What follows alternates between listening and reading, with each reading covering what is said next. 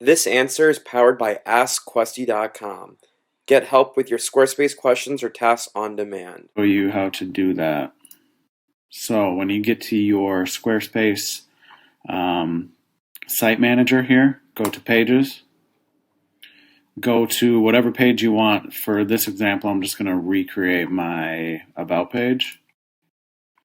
You go to, and you'll click the little gear symbol here.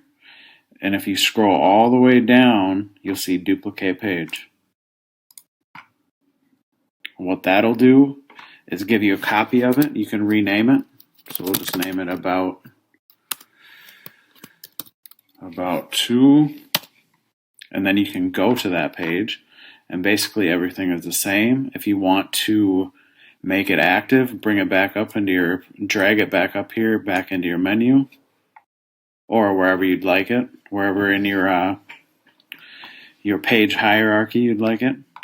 And that is about it. That's how you duplicate a page on Squarespace. Was this helpful? Ask a Squarespace question now. AskQuesty.com.